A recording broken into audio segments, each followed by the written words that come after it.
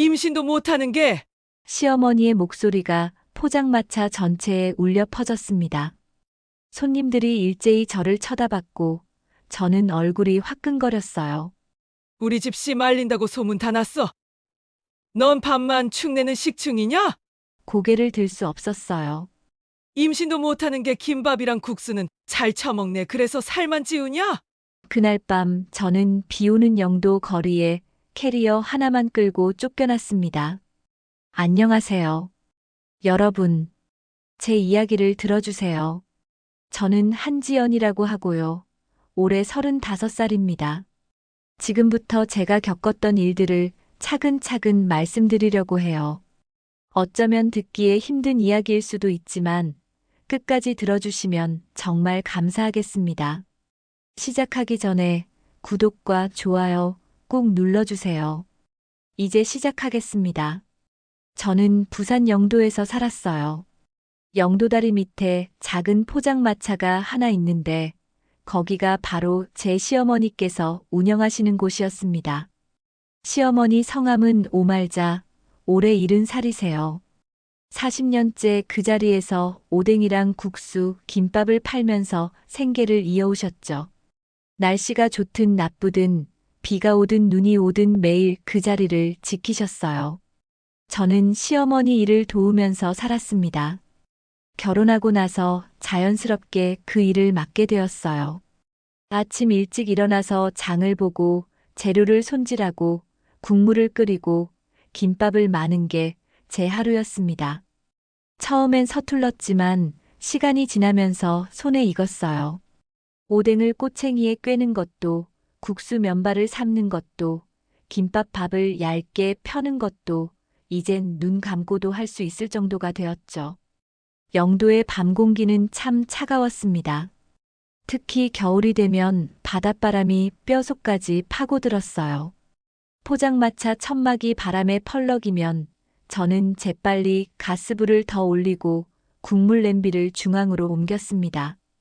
손님들이 오시면 따뜻한 오뎅 국물부터 드리고 차가운 손을 녹일 수 있게 했어요. 그게 제가 할 수 있는 작은 배려였습니다. 지연아, 오뎅 국물 간 좀 봐라. 시어머니께서는 늘 이렇게 말씀하셨어요. 저는 그때마다 대답했습니다. 네, 어머니. 제 손끝은 늘 조심스러웠어요. 국물간을 볼 때도, 김밥을 썰 때도, 손님께 음식을 내놓을 때도 항상 긴장했습니다. 실수하면 안 된다는 생각이 늘 머릿속을 맴돌았거든요. 시어머니께서는 완벽을 원하셨고, 저는 그 기대에 부응하려고 애썼습니다. 손님들은 대부분 단골이었어요. 몇십 년째 이 포장마차를 찾아오시는 분들이 많았죠. 어떤 분은 젊었을 때부터 오셨다가 이제 머리가 하얗게 새어서 오시기도 했어요. 그분들은 시어머니를 보며 반갑게 인사하셨고 저한테도 친절하게 대해주셨습니다. 저는 그런 분들이 고마웠어요. 적어도 포장마차 안에서만큼은 저도 사람 구실을 하는 것 같았으니까요. 어느 날 저녁이었습니다. 포장마차에 손님이 꽤 많았어요. 다들 회사 일 끝나고 한잔하러 오신 분들이었죠. 저는 김밥을 썰고 있었고 시어머니께서는 계산을 하고 계셨습니다. 그때 한 손님이 말씀하셨어요. 사장님, 며느리분 참 일 잘하시네요. 복 받으셨어요. 시어머니께서는 웃으셨습니다. 하지만 그 웃음은 진짜가 아니었어요. 저는 알 수 있었습니다. 손님이 돌아서자마자 시어머니의 표정이 싸늘하게 굳어지는 걸 봤거든요. 지연아, 김밥 속 너무 많이 넣지 마라. 재료비 생각 좀 해라. 네, 어머니. 알겠습니다. 사실 저는 늘 정량대로 넣었어요. 많지도 적지도 않게 시어머니께서 가르쳐 주신 대로 정확히 지켰죠. 하지만 시어머니께서는 늘 뭔가 잘못되었다고 말씀하셨습니다. 저는 그냥 알겠다고만 했어요. 그게 제일 빠른 길이었으니까요. 하지만 집으로 돌아가면 달랐습니다. 남편 지우는 38살이에요. 착한 사람이었지만 말이 없었습니다. 무슨 일이 있어도 표정 변화가 크지 않았고 제게 먼저 말을 거는 일도 드물었어요. 그냥 조용히 일하고 조용히 밥 먹고 조용히 잠드는 사람이었죠.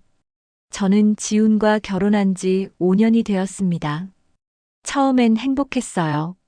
시어머니께서도 저를 예뻐해 주셨고 지훈도 다정했죠. 하지만 시간이 지나면서 모든 게 달라졌습니다. 제가 아이를 갖지 못하면서부터였어요. 처음 1년은 괜찮았습니다. 아직 신혼이니까 천천히 생각해도 된다고들 하셨어요. 2년째도 그럭저럭 견딜만 했죠. 하지만 3년째가 되자 주변 시선이 달라졌습니다.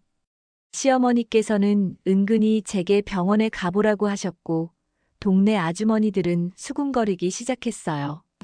저 집 며느리 아직도 애가 없네. 혹시 어디 문제 있는 거 아냐? 그런 말들이 귀에 들려올 때마다 저는 가슴이 철렁했습니다. 저도 아이를 갖고 싶었어요. 누구보다 간절했죠. 하지만 되지 않았습니다. 병원에도 여러 번 갔지만 의사 선생님은 특별한 문제가 없다고 하셨어요. 그저 시간이 필요하다고 스트레스를 덜 받으라고 말씀하셨죠. 하지만 어떻게 스트레스를 안 받을 수 있었을까요? 매일 포장마차에서 일하면서 시어머니의 눈치를 봐야 했고 집에 돌아오면 말없는 남편과 마주해야 했습니다. 밤마다 혼자 울면서 기도했어요. 제발 아이를 갖게 해달라고, 제가 이 집에서 살아남을 수 있게 해달라고요. 밤이 깊어질수록 포장마차 불빛은 더 환하게 빛났습니다. 영도다리 위로 차들이 지나갔고 바다 쪽에서는 배들의 경적 소리가 들려왔어요. 저는 그 소리들을 들으며 설거지를 했습니다. 물에 손이 불어서 쭈글쭈글해졌지만 멈출 수 없었어요. 아직 치울 게 많이 남아 있었거든요. 손님들이 다 가시고 나면 저는 천막을 걷고 바닥을 닦았습니다. 국물이 튄 자국, 김밥 부스러기, 국수 면발 하나까지 깨끗이 치웠어요. 시어머니께서는 그 모습을 지켜보시다가 말씀하셨습니다. 지연아, 오늘도 수고했다. 그 말 한마디가 저한테는 큰 위로였어요. 비록 하루 종일 트집을 잡으셨어도 마지막에 이렇게 말씀해 주시면 저는 또 힘을 낼 수 있었습니다. 내일도 열심히 하면 되겠지. 언젠가는 인정받을 수 있겠지 하는 희망을 품었죠. 집으로 돌아오는 길은 어두웠습니다. 영도의 골목길은 가로등이 듬성듬성 있어서 그림자가 길게 드리워졌어요. 저는 무거운 발걸음으로 집까지 걸어갔습니다. 지우는 먼저 와 있었어요. 텔레비전을 보고 있었죠. 그게 전부였습니다. 저는 방으로 들어가서 옷을 갈아입고 침대에 누웠어요. 온몸이 무거웠습니다. 하루 종일 서 있었더니 다리가 욱신거렸고 손목도 아팠어요. 하지만 무엇보다 더 아픈 건 마음이었습니다. 제가 이렇게 열심히 사는데 왜 아무도 알아주지 않는 걸까요? 그런 생각들이 머릿속을 맴돌았지만 저는 답을 찾을 수 없었습니다. 그저 눈을 감고 잠들기만을 기다렸어요. 그렇게 하루하루가 지나갔습니다. 똑같은 일상의 반복이었죠. 하지만 저는 몰랐습니다. 이 평범한 일상이 곧 산산조각 날 거라는 걸, 제 인생에서 가장 끔찍한 날이 다가오고 있다는 걸요. 그날은 평범한 화요일 저녁이었습니다. 포장마차에 손님들이 하나둘씩 들어오기 시작했어요. 퇴근길에 들르시는 분들, 친구들끼리 오신 분들, 혼자 소주 한잔 하러 오신 분들. 저는 늘 하던 대로 주문을 받고 음식을 준비했습니다. 시어머니께서는 평소보다 표정이 좋지 않았습니다. 아침부터 뭔가 기분이 안 좋으신 것 같았어요. 저한테 말을 거의 안 하셨거든요. 저는 조용히 일만 했습니다. 괜히 건드렸다가 화나실까봐 조심했죠. 그런데 그때였습니다. 단골 손님 한 분이 말씀하셨어요. 사장님, 며느리분은 아직도 애가 없어요? 결혼한 지 꽤 됐을 텐데. 그 순간 포장마차 안의 공기가 얼어붙었습니다. 저는 손에 들고 있던 국자를 놓칠 뻔했어요. 심장이 쿵쿵 뛰기 시작했죠. 시어머니께서는 잠시 침묵하시더니 입을 여셨습니다. 그러게 말입니다. 벌써 5년이 다 되어 가는데 목소리가 차갑게 식어 있었어요. 저는 고개를 숙이고 설거지를 시작했습니다. 이 상황에서 빨리 벗어나고 싶었거든요. 하지만 시어머니께서는 멈추지 않으셨습니다. 임신도 못하는 게 말입니다. 그 말이 포장마차 전체에 울려 퍼졌어요. 손님들이 일제히 저를 쳐다봤습니다. 저는 얼굴이 화끈거렸어요. 손이 떨려서 설거지를 제대로 할 수가 없었죠. 우리 집시 말린다고 소문 다 났어요. 창피해서 못 살겠습니다. 시어머니의 목소리는 점점 커졌습니다. 저는 그저 고개만 숙이고 있었어요. 뭐라고 대답해야 할지 몰랐거든요. 변명을 하자니 더 화나실 것 같았고, 가만히 있자니 인정하는 것 같았습니다. 어머니, 넌 밥만 축내는 식충이냐? 그 말에 저는 입을 다물었습니다. 가슴이 너무 아팠어요. 제가 매일 새벽부터 밤까지 일하는 걸 시어머니께서는 모르시는 걸까요? 장을 보고 음식을 만들고 손님을 응대하고 설거지를 하는 게 다 밥만 축내는 거였을까요? 손님들은 불편한 표정으로 서로 눈치만 보고 있었습니다.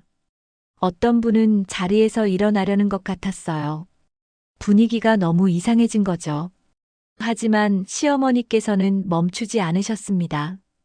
임신도 못하는 게 김밥이랑 국수는 잘 처먹네. 그래서 살만 찌우냐? 저는 눈물이 나려는 걸 참았습니다. 울면 안 된다고, 손님들 앞에서 울면 안 된다고 스스로를 다독였어요. 하지만 참기가 너무 힘들었습니다. 목이 메고 가슴이 답답했죠. 정말 쫓아내고 싶네. 당장이라도. 그 말을 듣는 순간 제 안에 있던 뭔가가 무너져 내렸습니다. 아, 이제 정말 끝이구나. 시어머니께서는 저를 완전히 포기하신 거구나. 그런 생각이 들었어요. 손님 중 한 분이 조용히 말씀하셨습니다. 사장님, 너무 그러시는 거 아니에요. 며느리분도 사람인데. 손님은 가만히 계세요. 우리 집안 일입니다. 시어머니께서는 단호하게 말씀하셨어요. 그 손님은 난처한 표정으로 입을 다무셨습니다. 다른 손님들도 마찬가지였어요. 모두들 저를 불쌍하게 쳐다봤지만 아무도 나서지 않았습니다. 당연했죠. 남의 집안일에 끼어들 수는 없는 거니까요. 저는 그저 고개를 숙인 채 서 있었습니다. 목구멍에서 말이 나오지 않았거든요. 그냥 이 순간이 빨리 지나가기만을 바랐습니다. 그때 지훈이 포장마차로 들어왔습니다. 퇴근하고 오는 길이었나 봐요. 분위기가 이상한 걸 눈치챘는지 지훈은 멈칫했습니다. 시어머니께서는 지훈을 보시더니 또 말씀하셨어요. 지훈아, 너도 이제 결단을 내려야 한다. 애도 못 낳는 여자 데리고 있어서 뭐 하냐? 지훈은 아무 말도 하지 않았습니다. 저는 지훈을 쳐다봤어요. 제발 저를 좀 감싸주세요. 어머니한테 그렇게 말하지 말라고 해주세요. 마음속으로 간절히 외쳤죠. 하지만 말없이 핸드폰만 만지작거렸어요. 어머니, 좀 그만하세요. 지훈이 작은 목소리로 말했습니다. 하지만 그 말에는 힘이 없었어요. 마지못해 하는 말 같았죠. 시어머니를 진짜로 말리려는 게 아니라 그냥 형식적으로 한마디 던진 것 같았습니다. 너는 조용히 해. 여편네 하나 제대로 건사도 못하는 주제에. 시어머니께서는 지훈한테까지 화를 내셨어요. 지훈은 그 말을 듣고도 아무 반응이 없었습니다. 그냥 고개만 끄덕이고 앉아 있었죠. 저는 그 모습을 보면서 완전히 무너졌습니다. 아, 남편마저도 저를 지켜주지 않는구나. 저는 이 집에서 정말 아무것도 아니구나. 손님들은 하나둘씩 자리에서 일어나기 시작했습니다. 어떤 분은 저한테 미안하다는 표정을 지으셨지만 말은 하지 않으셨습니다. 그렇게 포장마차는 순식간에 텅 비었어요. 시어머니께서는 천막을 거두며 말씀하셨습니다. 오늘은 여기까지만 하자. 더 이상 손님 받기 싫다. 평소 같으면 밤늦게까지 장사를 하셨을 텐데 오늘은 일찍 문을 닫으셨어요. 저는 설거지를 시작했습니다. 눈물이 계속 흘러내렸지만 저는 소리내어 울지 않았습니다. 그냥 조용히 눈물만 흘렸어요. 설거지를 다 끝내고 정리를 마쳤습니다. 시어머니께서는 먼저 집으로 가셨어요. 지우는 저를 기다리지 않고 혼자 갔고요. 저는 마지막으로 포장마차를 둘러봤습니다. 이곳에서 5년을 일했어요. 집으로 돌아가는 길이 너무 무거웠습니다. 다리가 떨어지지 않았어요. 한 걸음 한 걸음이 너무 힘들었죠. 집에 도착했을 때 저는 문 앞에서 한참을 서 있었습니다. 안으로 들어가기가 싫었거든요. 하지만 결국 문을 열고 들어갔습니다. 지우는 거실에서 텔레비전을 보고 있었어요. 시어머니께서는 방에 들어가신 것 같았습니다. 저는 지훈 앞에 섰습니다. 왜 저를 안 지켜줬어요? 제 목소리는 떨리고 있었어요. 지훈은 저를 쳐다보지도 않았습니다. 어떻게 하라고? 어머니가 화나셨잖아. 그래도 그렇죠. 손님들 앞에서 그렇게 말씀하시는데 당신은 왜 아무 말도 안 했어요? 내가 뭐라고 하면 더 심해질 것 같았어. 지훈의 대답은 늘 그랬습니다. 회피하고 피하고 모른 척하는 거. 저는 더 이상 참을 수가 없었어요. 저는 사람이에요. 당신 어머니 말대로 식충이가 아니라고요. 저도 매일 열심히 일하고 최선을 다해서 살았어요. 그런데 왜 아무도 그걸 몰라주는 거예요? 목소리가 점점 커졌습니다. 눈물도 쏟아졌어요. 하지만 지우는 여전히 무표정이었습니다. 지연아, 목소리 좀 낮춰. 어머니 들으시면 어떡해. 그 말을 듣는 순간 저는 모든 걸 포기했습니다. 아, 이 사람은 절대 제 편이 되어주지 않겠구나. 앞으로도 계속 이렇게 살아야 하는구나. 그런 생각이 들었어요. 저는 방으로 들어가서 캐리어를 꺼냈습니다. 옷을 넣기 시작했어요. 많지 않았습니다. 제가 가진 옷이 얼마 없었거든요.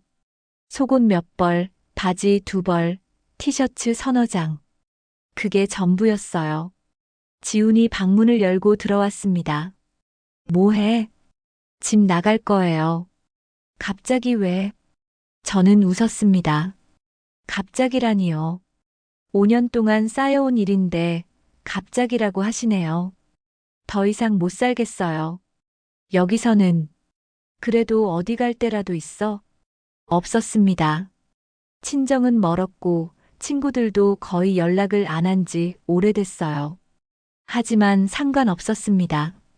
어디든 여기보다는 나을 것 같았거든요. 있든 없든 나가요. 더 이상 여기 있고 싶지 않아요. 저는 캐리어를 끌고 방을 나왔습니다. 거실을 지나 현관으로 향했어요. 시어머니께서 방문을 여시더니 말씀하셨습니다. 어디 가냐? 집 나갑니다. 좋아. 나가. 씨도 못 바치는 게 집에 있어서 뭐 하냐? 그 말이 마지막이었습니다. 저는 문을 열고 나왔어요. 밤 공기가 차가웠습니다. 영도의 거리는 어두웠고 바람이 세게 불었어요. 저는 캐리어를 끌고 걷기 시작했습니다. 어디로 가야 할지 몰랐지만 일단 걷기만 했어요. 뒤를 돌아보지 않았습니다. 비가 내리기 시작했습니다. 처음엔 보슬보슬 내리더니 점점 굵어졌어요. 우산도 없이 캐리어를 끌고 걷던 저는 순식간에 흠뻑 젖었습니다. 머리카락에서 물방울이 뚝뚝 떨어졌어요. 하지만 저는 멈추지 않았습니다. 계속 걷기만 했죠. 영도의 밤거리는 텅 비어 있었습니다. 차들이 가끔 지나갔지만 아무도 저를 신경 쓰지 않았습니다. 그냥 빗속을 걷는 여자일 뿐이었죠. 저는 그게 고마웠어요. 아무도 제게 뭐라고 하지 않아서요. 1시간쯤 걸었을까요? 다리가 아파서 더 이상 걸을 수가 없었습니다. 저는 주변을 둘러봤어요. 익숙한 풍경이 보였습니다. 시어머니의 포장마차였어요. 제가 5년 동안 일했던 그곳이었죠.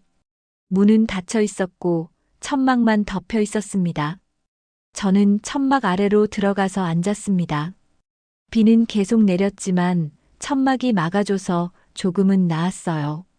캐리어를 옆에 두고 무릎을 끌어안았습니다. 온몸이 떨렸어요. 추워서이기도 했지만 무서워서이기도 했습니다. 이제 어떻게 하지? 어디로 가야 하지? 오늘 밤은 어디서 자야 하지? 그런 생각들이 머릿속을 가득 채웠어요. 하지만 답은 없었습니다.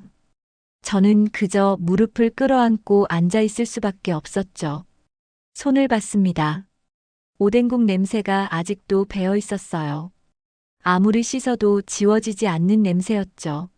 5년 동안 매일 오뎅을 만지고 국물을 끓이고 꼬챙이를 꿰면서 제 손에 완전히 배어버린 냄새였습니다. 그 냄새를 맡으면서 눈물이 났습니다. 내가 정말 잘못한 걸까요? 아이를 못 낳는 게 제 잘못인가요? 저도 원해서 이렇게 된 게 아닌데, 저도 매일 기도했는데, 병원에도 다녔는데 말이죠. 왜 아무도 그걸 이해해주지 않는 걸까요? 왜 저만 나쁜 사람이 되어야 하는 걸까요? 나도 아이를 갖고 싶다고요. 누구보다 간절하게 원했다고요. 아침에 눈 뜨면 배를 만져봤어요. 혹시 임신한 건 아닐까? 혹시 뭔가 느낌이 오는 건 아닐까 하면서요. 생리가 며칠만 늦어도 가슴이 두근거렸습니다. 이번엔 될 수도 있겠다는 희망을 품었죠. 하지만 매번 실망만 돌아왔어요. 시어머니의 말들이 귓가에 맴돌았습니다. 임신도 못하는 게 우리 집 씨 말린다고 소문 다 났어. 넌 밥만 축내는 식충이냐? 정말 쫓아내고 싶네. 그 말들이 머릿속에서 계속 반복되었어요. 마치 녹음된 것처럼 끊임없이 재생되었습니다. 저는 귀를 막았습니다. 하지만 소용없었어요. 머릿속에서 울려 퍼지는 소리는 막을 수가 없었거든요. 지훈의 얼굴도 떠올랐습니다. 아무 말도 하지 않던 남편의 모습이요. 제가 도움을 청하는 눈빛으로 쳐다봐도 지훈은 외면했습니다. 마지못해 한마디 했지만 그건 진짜 저를 지켜주려는 게 아니었어요. 그냥 형식적으로 던진 말이었죠. 결혼 초에는 달랐습니다. 지훈은 제게 다정했어요. 손도 잡아주고 데이트도 자주 갔습니다. 제가 힘들어하면 위로해주고 시어머니께서 뭐라고 하시면 저를 감싸주기도 했죠. 언제부터였을까요? 지훈이 달라진 게 아마도 아이 문제가 불거지면서부터였을 거예요. 처음에는 그래도 병원에 같이 가주었습니다. 검사 받을 때 손도 잡아줬고 결과 듣는 자리에도 함께 있어줬어요.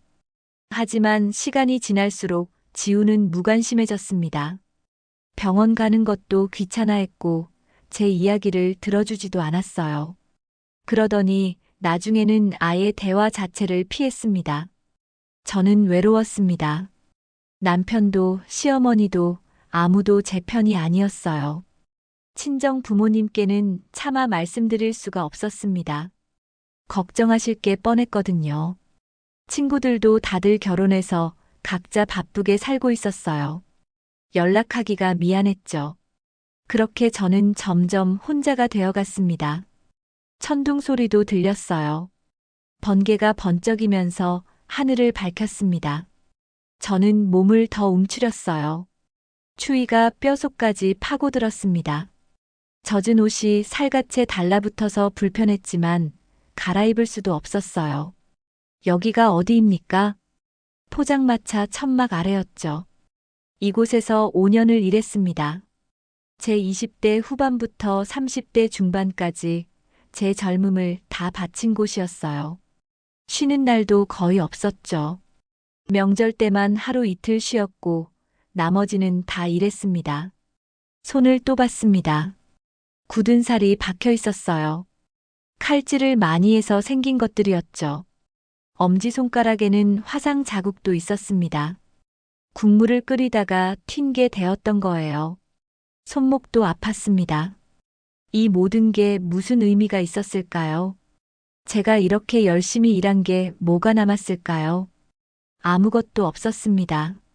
인정도 못 받았고 사랑도 못 받았어요. 그저 막말 뿐이었죠. 눈물이 계속 흘러내렸습니다. 이번에는 소리를 내서 울었어요. 천막 아래 혼자 앉아서 저는 처음으로 제대로 울었습니다. 5년 동안 참았던 눈물을 다 쏟아냈어요.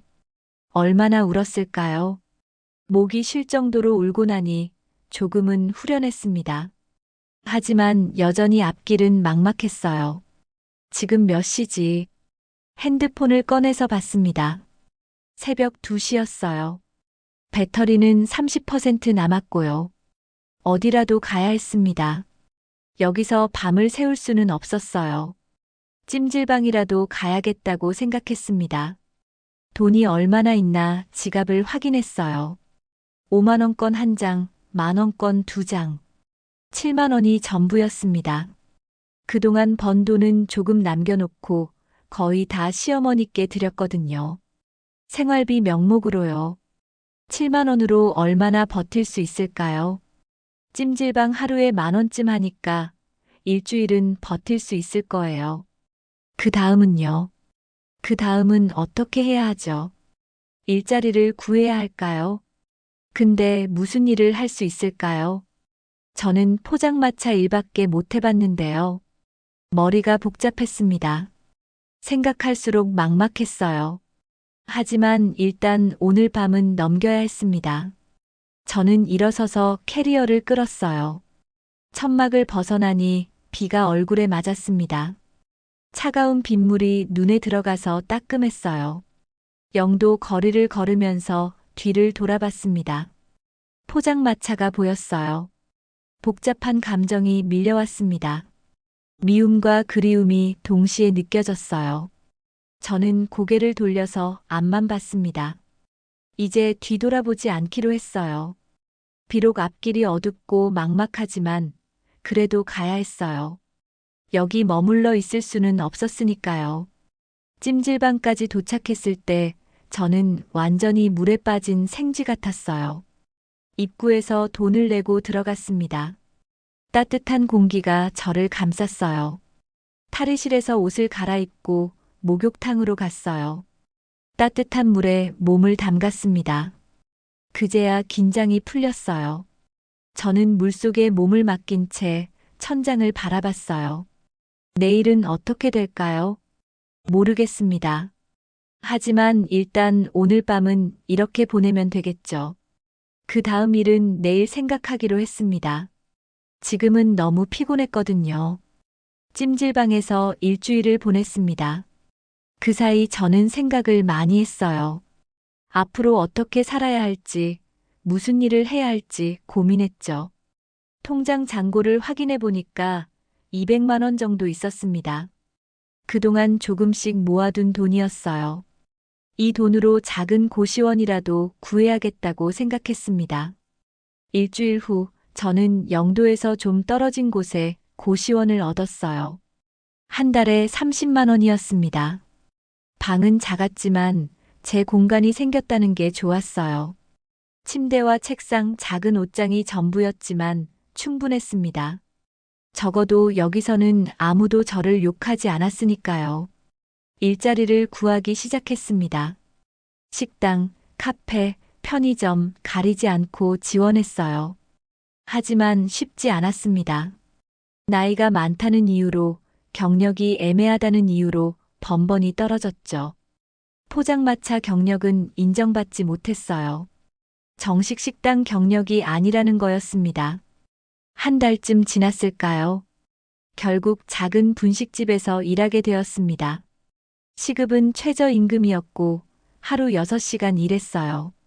한 달에 100만 원 정도 벌 수 있었죠. 고시원비 내고 밥값 내고 나면 거의 남는 게 없었습니다. 하지만 그래도 괜찮았어요. 제 힘으로 사는 게 좋았거든요. 그렇게 석 달이 흘렀습니다. 지훈한테서는 연락이 한 번도 오지 않았어요. 문자도 전화도 없었습니다. 이혼 얘기도 꺼내지 않았고요. 저도 연락하지 않았습니다. 그냥 이렇게 각자의 길을 가는 게 나을 것 같았어요. 어느 날이었습니다. 분식집 사장님이 영도 쪽에 심부름을 다녀오라고 하셨어요. 거래처에서 재료를 가져와야 한다고요. 저는 망설였습니다. 영도는 가고 싶지 않았거든요. 그곳에는 제가 있고 싶은 기억들이 너무 많았으니까요. 하지만 거절할 수가 없었습니다. 저는 버스를 타고 영도로 갔어요. 오랜만에 보는 영도 거리였습니다. 익숙한 풍경들이 눈에 들어왔어요. 저 모퉁이에서 자주 김밥을 썼고 저 가게에서 재료를 샀었죠. 모든 게 그대로였습니다. 변한 건 저뿐이었어요. 심부름을 마치고 돌아가는 길이었습니다. 해가 지기 시작했어요. 저는 무심코 시어머니의 포장마차 쪽을 바라봤습니다. 안 봐야 하는데, 보고 싶지 않은데, 자꾸 그쪽으로 눈이 갔어요. 발길도 저절로 그쪽으로 향했습니다. 가까이 다가갔을 때 저는 멈춰 섰습니다. 포장마차에 사람들이 보였거든요. 시어머니가 계셨고 지훈도 있었어요. 그런데 낯선 여자가 하나 더 있었습니다. 20대 후반쯤 되어 보이는 여자였어요. 얼굴이 동그랗고 귀여운 느낌이었습니다. 그 여자는 김밥을 말고 있었어요. 제가 하던 일이었죠. 시어머니는 그 여자 옆에 앉아서 웃고 계셨습니다. 제가 본 적 없는 표정이었어요. 그렇게 환하게 웃으시는 걸 본 적이 없었거든요. 복덩아, 김밥 참 잘 만다. 손재주가 좋네. 시어머니의 목소리가 들렸습니다.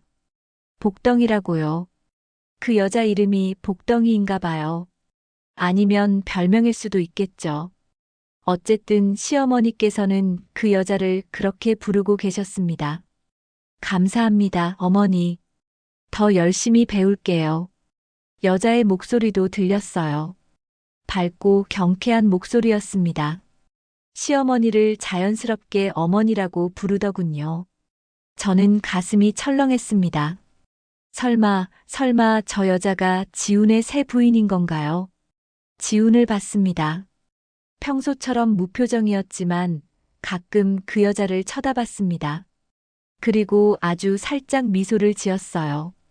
제가 결혼 생활 5년 동안 거의 본 적 없는 표정이었죠. 저는 숨이 막혔습니다.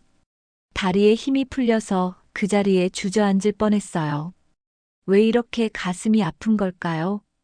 이미 떠나온 집인데, 이미 끝난 관계인데 말이에요. 시어머니께서는 그 여자한테 오뎅 국물을 떠주셨습니다. 복덩아, 이거 먹어봐. 간이 딱 맞는지 봐라. 네, 어머니. 와, 정말 맛있어요. 그치? 우리 복덩이는 입맛도 좋네. 이 애는 착하고 딱 봐도 임신 잘 될 것 같이 생겼어. 그 말을 듣는 순간 저는 눈물이 났습니다. 임신 잘 될 것 같다고요. 저한테는 시도 못 바친다고, 임신도 못한다고 욕만 하셨으면서요. 손님 한 분이 말씀하셨습니다. 사장님, 며느리 바뀌었네요? 네, 전 며느리는 떠났어요. 애도 못 낳는 게 집에 있어서 뭐 하겠어요. 이 애가 훨씬 낫습니다.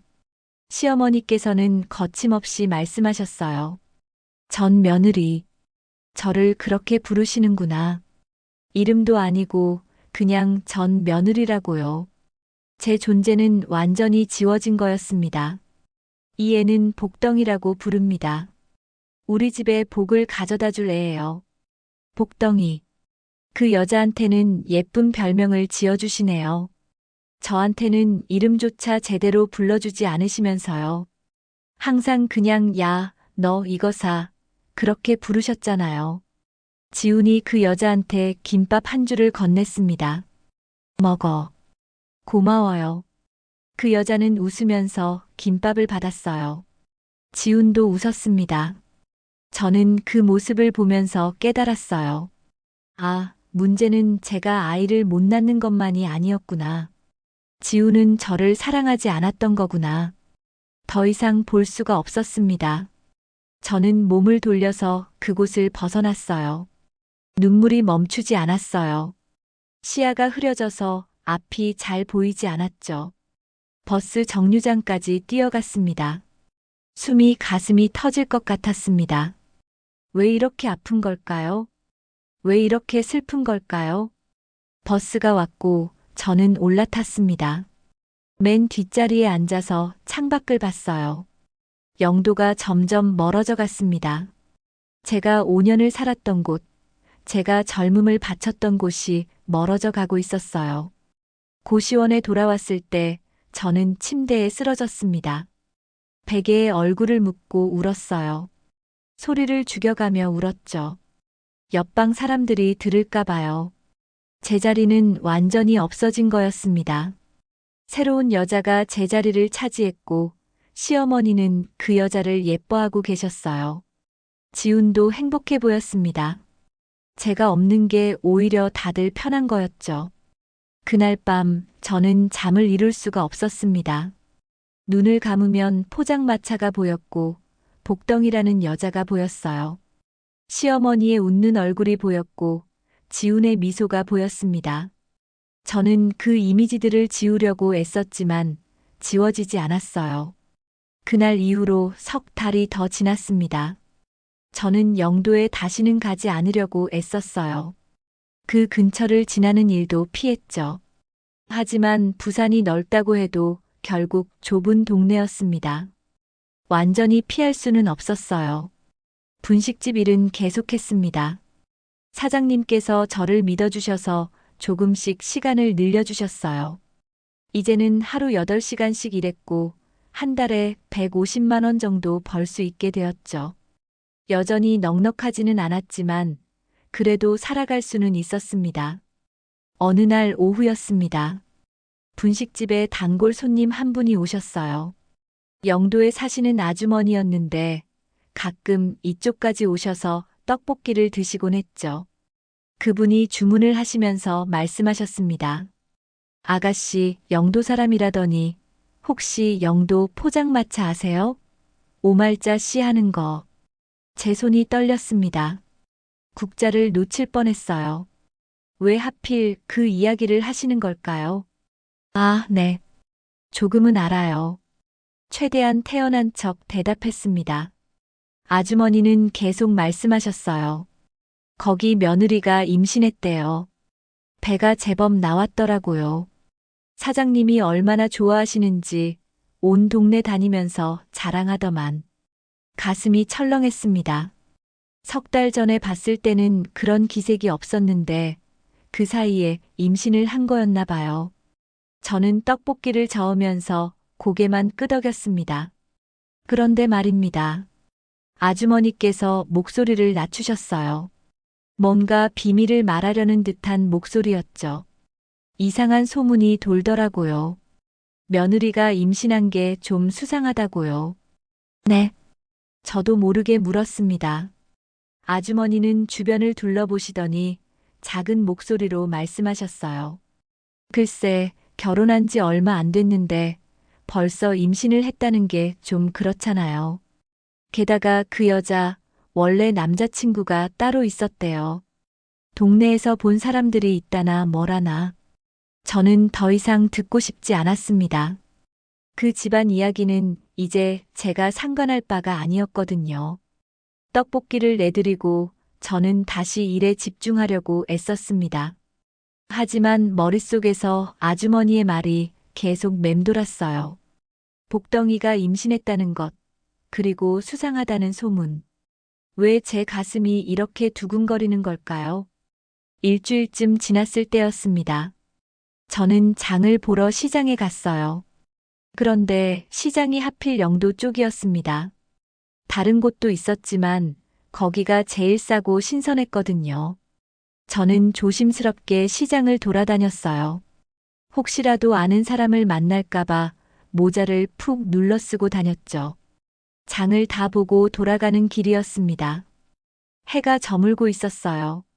저는 무심코 포장마차 쪽을 봤습니다. 멀리서 봐도 사람들이 많이 모여 있는 게 보였어요. 뭔가 소란스러워 보였죠. 가까이 가면 안 되는데 그런 생각을 하면서도 발걸음은 그쪽으로 향했습니다. 마치 무언가에 끌리듯이요.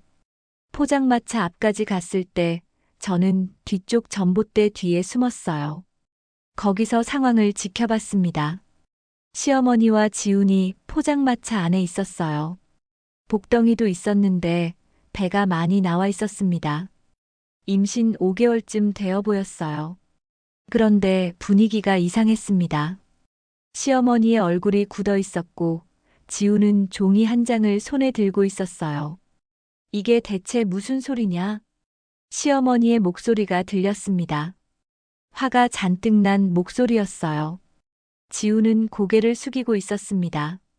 어머니, 제가 회사 건강검진을 받았는데요. 지훈의 목소리가 떨리고 있었어요.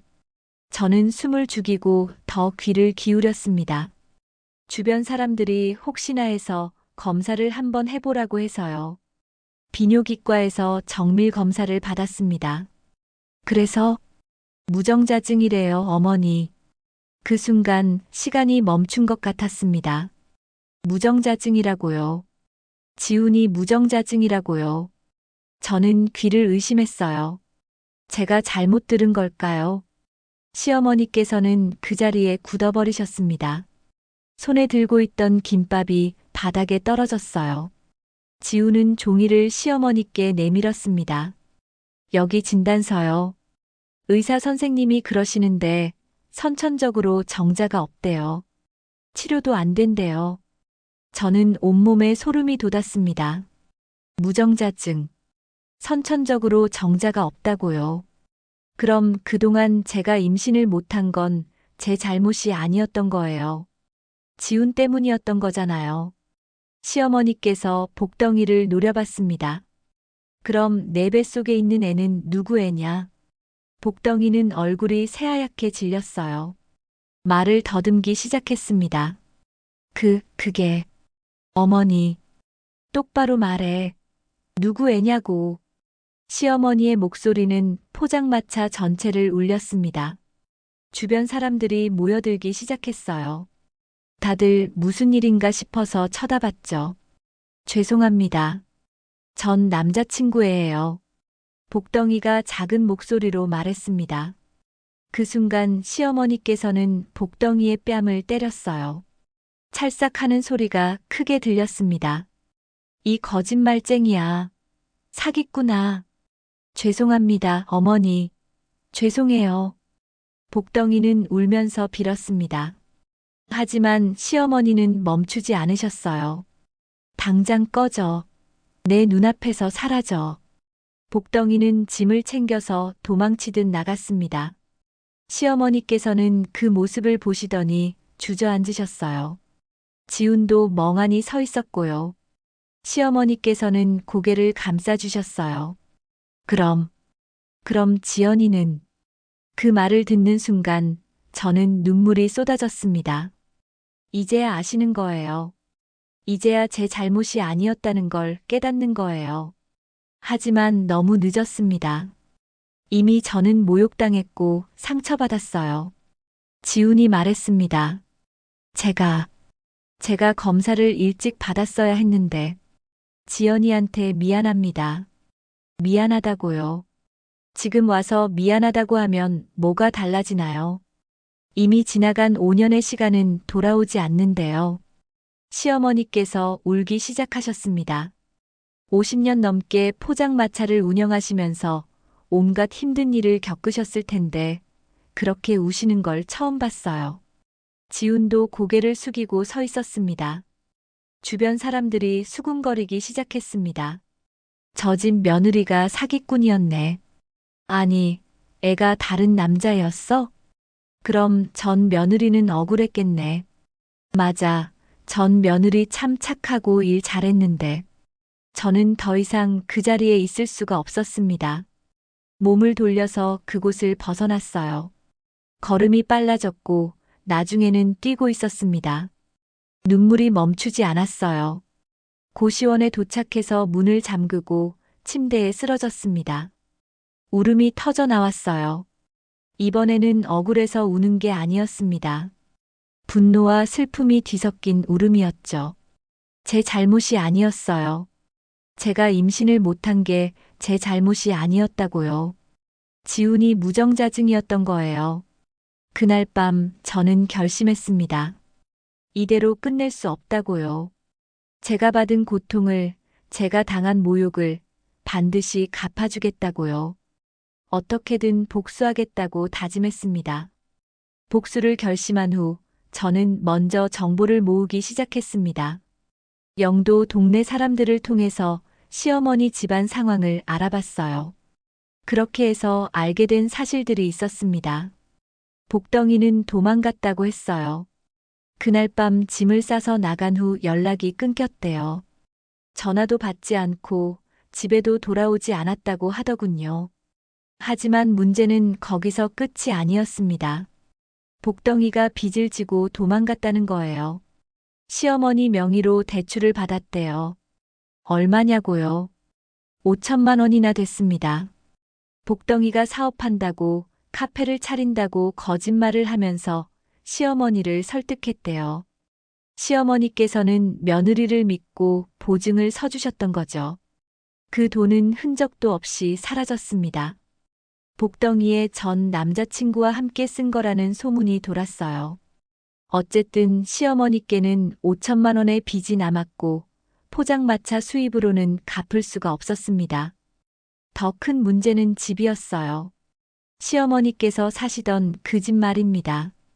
빚을 갚지 못하면 집이 경매로 넘어갈 상황이었대요. 은행에서 독촉장이 계속 날아왔고 시어머니께서는 완전히 무너지셨다고 했습니다. 이 소식을 들었을 때 저는 기회라고 생각했어요. 복수할 수 있는 완벽한 타이밍이었죠. 저는 동네 법률 상담소를 찾아갔습니다. 거기서 무료 상담을 받을 수 있었거든요. 상담을 맡은 분은 젊은 변호사였어요. 이름은 김민준, 35살이었습니다. 제 사연을 들은 변호사는 고개를 끄덕였어요. 지연 씨, 충분히 소송을 걸 수 있는 사안입니다. 정신적 피해에 대한 위자료 청구가 가능해요. 그런데 저는 돈이 별로 없어요. 소송 비용을 낼 수가 없습니다. 제가 무료로 도와드릴게요. 이런 사건이야말로 제가 변호사가 된 이유니까요. 김민준 변호사는 진심으로 저를 도와주고 싶어 하는 것 같았어요. 저는 그분을 믿기로 했습니다. 그렇게 한 달 동안 준비를 했어요. 증거를 모았고 증인을 찾았습니다. 포장마차 단골 손님들 중에 그날 상황을 본 분들이 많았거든요. 그분들이 증언을 해주셨어요. 시어머니께서 저를 어떻게 모욕했는지, 손님들 앞에서 어떤 말씀을 하셨는지 다 증언해 주셨습니다. 그 사이 시어머니 집 상황은 더 나빠졌습니다. 은행에서 최종 통보가 왔대요. 일주일 안에 돈을 갚지 못하면 집을 경매에 넘기겠다고요. 시어머니께서는 친척들한테 돌아다니며 돈을 빌려달라고 했지만 아무도 도와주지 않았습니다. 지우는 어떻게 됐냐고요? 지우는 어머니를 남기고 떠났습니다. 무정자증 진단을 받고 나서 완전히 무너진 거예요. 자책감에 시달리다가 결국 집을 나갔대요. 어디로 갔는지는 아무도 몰랐습니다. 연락도 안 되고요. 그 인간은 항상 회피만 하는 인간이었습니다. 사람은 절대 안 바뀌죠. 시어머니께서는 혼자 남겨진 거였어요. 빚은 3천만 원, 집은 경매 직전, 아들은 도망가고 며느리는 사기꾼이었고 50년 동안 포장마차를 운영하며 모은 게 다 무너진 거죠. 그때가 바로 제가 나타날 타이밍이었습니다. 저는 김민준 변호사와 함께 시어머니 집으로 갔어요. 경매 이틀 전이었습니다. 초인종을 눌렀습니다. 오랜만에 누르는 초인종이었어요. 문이 열렸고 시어머니께서 나오셨습니다. 오랜만에 보는 얼굴이었죠. 그런데 많이 늙으셨더라고요. 불과 몇 달 사이에 얼굴에 주름이 더 깊어지고 머리도 더 하얗게 새셨어요. 오랜만이네요, 어머니. 제 목소리는 차가웠습니다. 시어머니께서는 제 얼굴을 보시더니 얼어붙으셨어요. 입을 벌렸다 닫았다 하셨죠. 지연아. 오랜만이죠. 쫓아내신 지 반년 됐나요? 시어머니께서는 고개를 숙이셨습니다. 제 옆에 있던 김민준 변호사가 말했어요. 안녕하세요. 저는 한지연 씨의 법률 대리인 김민준 변호사입니다. 잠깐 이야기 좀 하시죠. 우리는 거실로 들어갔습니다. 거실은 예전 그대로였어요. 소파도 텔레비전도 식탁도 다 똑같았습니다. 제가 5년 동안 청소했던 그 공간이었죠. 변호사가 서류 가방에서 종이를 꺼냈습니다. 오말자 씨 현재 귀하의 부채 상황과 집 경매 일정에 대해 알고 계시죠? 네, 알고 있습니다. 시어머니의 목소리는 힘이 없었어요. 그리고 한지연 씨에게 하신 명예훼손과 모욕에 대해서도 기억하시죠? 그건 증인이 여럿 있습니다. 포장마차 손님들이 모두 증언해 주셨어요. 소송을 걸면 지연 씨가 이길 확률이 높습니다. 시어머니께서는 더 이상 아무 말도 하지 못하셨어요. 변호사가 계속 말했습니다. 하지만 지연 씨께서 제안이 하나 있다고 하시더군요. 저는 가방에서 통장을 꺼냈습니다. 그리고 시어머니께 보여드렸어요. 5천만 원 있습니다. 제가 반년 동안 모은 돈에 대출받은 돈 합쳐서요. 시어머니께서는 눈을 크게 뜨셨어요. 이 돈으로 어머니 빚을 갚아드릴게요. 집이 경매로 넘어가는 것도 막아드리고요. 지연아. 정말 대신 조건이 있습니다. 저는 변호사가 준비한 서류를 꺼냈어요. 이 집 제 앞으로 명의 이전하세요. 그 말에 시어머니께서는 얼굴이 하얗게 질렸습니다. 뭐라고? 빚도 갚아드리고 집도 지켜드릴게요.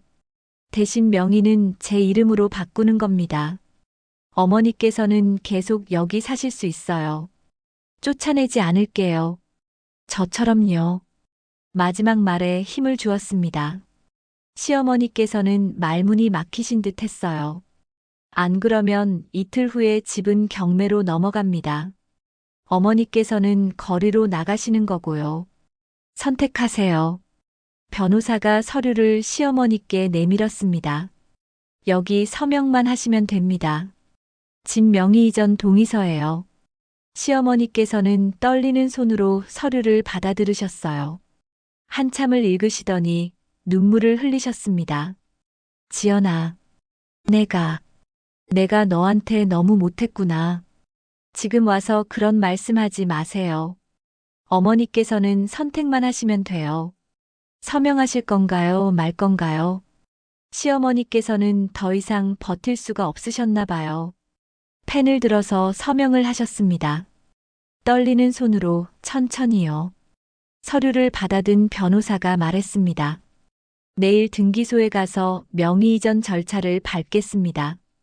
그리고 은행에 빚을 갚고요. 저는 일어섰습니다. 시어머니는 주저앉아서 우셨어요. 이제 이 집 제 이름이에요. 어머니. 그 말을 남기고 저는 집을 나왔습니다. 밖은 어두웠지만 제 마음은 밝았어요. 다음 날 저는 등기소에서 명의 이전 절차를 마쳤습니다. 그 집이 정식으로 제 소유가 된 거예요. 오말자 씨의 집이 아니라 한지연의 집이 된 겁니다. 서류를 받아들었을 때의 그 느낌을 뭐라고 설명해야 할까요? 후련함과 동시에 씁쓸함이 밀려왔습니다. 은행에도 갔어요. 3천만 원을 입금해서 빚을 다 갚았습니다. 통장 잔고가 거의 바닥났지만 상관없었어요. 이제 그 집은 제 것이었으니까요. 5년 동안 고생한 대가를 받은 거라고 생각했습니다. 일주일 후 저는 다시 그 집을 찾아갔습니다. 이번에는 혼자였어요. 현관문을 열고 들어갔죠.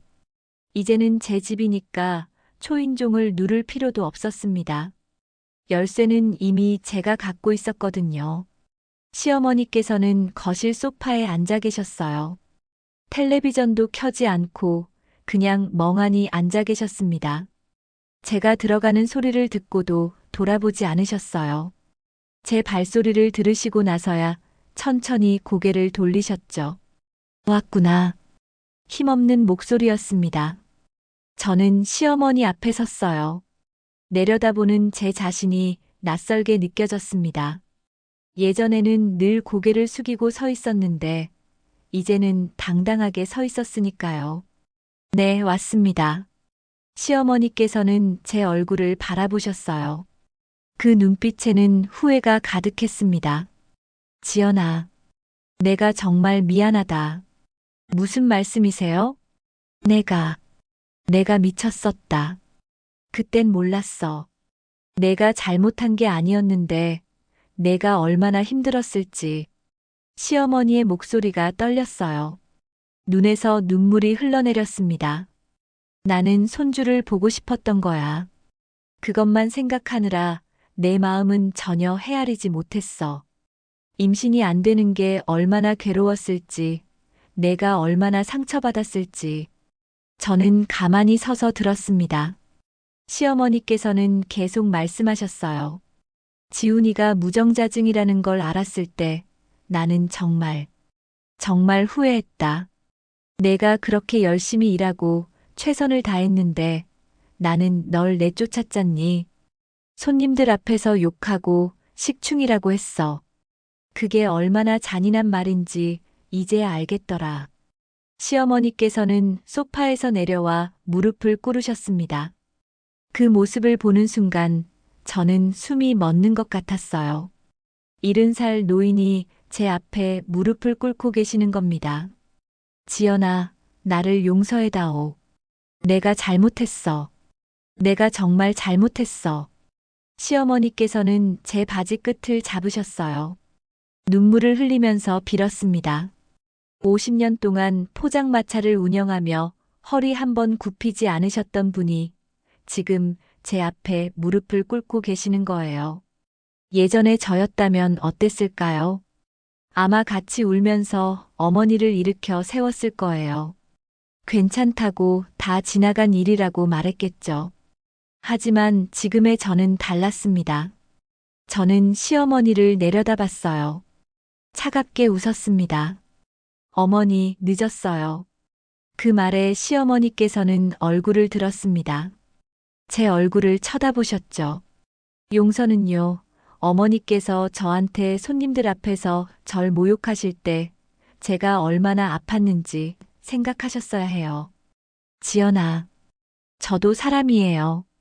아이를 못 낳는다고 해서 식충이가 되는 건 아니에요. 저도 아팠어요, 어머니. 매일매일 기도했어요. 제발 임신시켜달라고, 이 집에서 살아남게 해달라고요. 제 목소리가 커졌습니다. 5년 동안 참았던 말들이 쏟아져 나왔어요. 그런데 어머니는 단 한 번도 제 편을 들어주지 않으셨잖아요. 위로 한마디, 따뜻한 말 한마디 없었어요. 그저 욕만 하시고 쫓아내겠다고만 하셨죠. 내가 잘못했어, 지연아. 정말 잘못했어. 이제 와서 잘못했다고 하시면 뭐가 달라져요? 제가 받은 상처가 없어지나요? 제가 흘린 눈물이 돌아오나요? 시어머니께서는 아무 말도 하지 못하셨어요. 그저 고개를 숙이고 우셨습니다. 어머니, 계속 여기 사셔도 돼요. 제가 쫓아내지는 않을 거예요. 하지만 이 집은 이제 제 집입니다. 한지연의 집이에요. 저는 현관으로 걸어갔습니다. 그리고 현관문 옆에 붙어 있던 낡은 명패를 떼어냈어요. 오말자라고 쓰여 있던 그 명패를요. 가방에서 새 명패를 꺼냈습니다. 제가 미리 준비해 온 거였어요. 한지연이라고 새겨진 깨끗한 명패였죠. 저는 그걸 문 옆에 붙였습니다. 시어머니께서는 무릎을 꿇은 채로 그 모습을 보셨어요. 제 이름이 명패에 새겨지는 걸 보시면서 시어머니께서는 더 크게 우셨습니다. 저는 명패를 다 붙이고 나서 시어머니를 봤어요. 이제 이 집 제 이름이에요. 어머니. 그 말을 마지막으로 저는 집을 나왔습니다. 뒤돌아보지 않았어요. 무릎 꿇은 시어머니를 남겨두고 저는 당당하게 걸어 나갔습니다. 복수는 끝났습니다. 제가 원하던 걸 다 이뤘어요. 시어머니는 무릎을 꿇었고 집은 제 것이 되었습니다. 그런데 왜일까요? 제 마음속에는 아직도 무언가가 남아 있었어요. 분노도 아니고 기쁨도 아닌 알 수 없는 감정이었습니다. 그날 이후로 한 달이 지났습니다. 시어머니께서는 계속 그 집에 사셨습니다. 약속대로 저는 쫓아내지 않았어요. 하지만 자주 찾아가지는 않았습니다. 한 달에 한 번 월세를 받으러 갈 때만 들렀죠. 포장마차는 계속 운영되고 있었어요. 시어머니께서 혼자 하시기 힘드셨겠지만 그래도 계속하셨습니다. 그게 시어머니께 남은 전부였으니까요. 50년을 해온 일이었고 그게 시어머니의 삶이었으니까요. 어느 날 저는 저녁 때 포장마차를 지나가게 되었습니다. 일부러 그런 건 아니었어요. 그냥 그쪽으로 볼 일이 있어서 갔는데 자연스럽게 포장마차가 보인 거죠. 시어머니께서는 혼자 일하고 계셨어요. 오뎅을 삶고 김밥을 만들고 손님을 받고 계셨습니다. 예전에 제가 하던 일들이었죠. 손님은 몇 명 없었어요. 예전보다 훨씬 한산해 보였습니다. 시어머니의 뒷모습이 보였어요. 많이 작아지신 것 같았습니다. 허리도 더 굽으셨고 움직임도 느려지셨어요. 70살이라는 나이가 느껴졌습니다. 저는 그 모습을 한참 바라봤어요. 왜일까요? 복수를 끝냈는데, 원하는 걸 다 얻었는데, 제 마음은 편하지 않았습니다.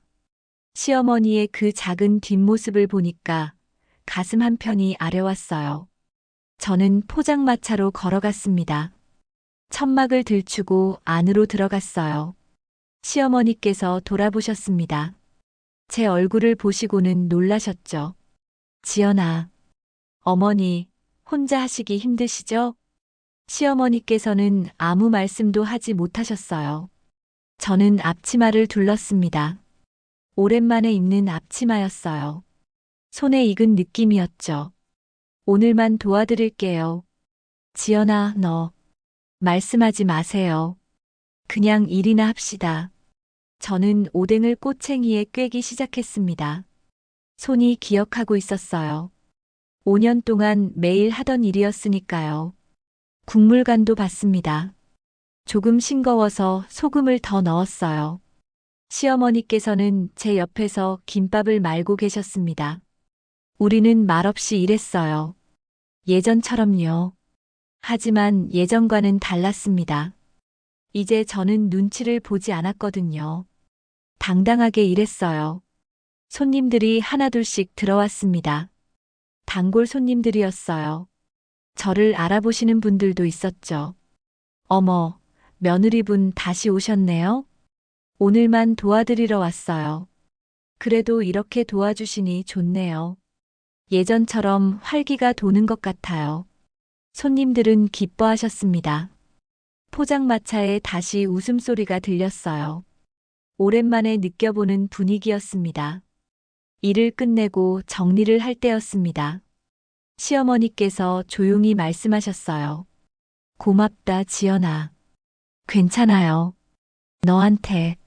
너한테 해줄 수 있는 게 이것밖에 없구나. 시어머니께서는 봉투 하나를 꺼내셨어요. 안에는 돈이 들어 있었습니다. 오늘 번 돈이야. 내가 도와줘서 손님이 많이 왔어. 이거 가져가라. 저는 그 돈을 받지 않았습니다. 고개를 저었어요. 필요 없어요, 어머니. 그래도 제가 원하는 건 돈이 아니었어요. 시어머니께서 저를 쳐다보셨습니다. 저는 시어머니의 눈을 똑바로 봤어요. 저는 그냥 인정받고 싶었어요.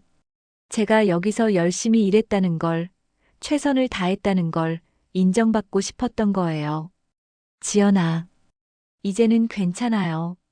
복수도 했고 제 것도 찾았으니까요. 하지만 한 가지는 알아주셨으면 해요. 저도 사람이었다는 것, 저도 아팠다는 것이요. 시어머니께서는 고개를 끄덕이셨습니다. 눈물이 흘러내렸어요. 알아. 이제는 알아. 늦었지만 정말 미안하구나. 저는 앞치마를 벗었습니다. 그리고 포장마차를 나왔어요. 뒤돌아보니 시어머니께서 서 계셨습니다. 저를 바라보고 계셨죠. 저는 손을 흔들었습니다. 시어머니도 천천히 손을 드셨어요. 우리는 그렇게 서로를 바라봤습니다. 오랜 시간이 지난 것 같았지만 사실은 몇 초였을 거예요. 저는 몸을 돌려서 걸었습니다. 영도의 밤거리를 걸으면서 저는 하늘을 올려다봤어요. 별이 보였습니다. 반짝이는 별들이 제게 말하는 것 같았어요. 이제 괜찮다고, 이제 새로운 시작이라고요. 복수는 달콤했지만 그게 전부는 아니었습니다. 제가 진짜 원했던 건 인정이었고, 존중이었고, 제자리를 되찾는 것이었어요. 그리고 이제 저는 그걸 얻었습니다. 새벽 포장마차의 불빛 아래 제 눈엔 눈물이 아닌 빛이 흘렀습니다. 이제 이 집 제 이름이에요. 한지연이라는 이름으로 저는 당당하게 살아갈 겁니다. 여러분, 긴 제 이야기를 끝까지 들어주셔서 정말 감사합니다. 혹시 저처럼 힘든 시간을 보내고 계신 분들이 있다면 포기하지 마세요. 언젠가는 여러분의 시간도 올 거예요. 당당하게, 떳떳하게 살아갈 수 있는 그날이요. 감사합니다.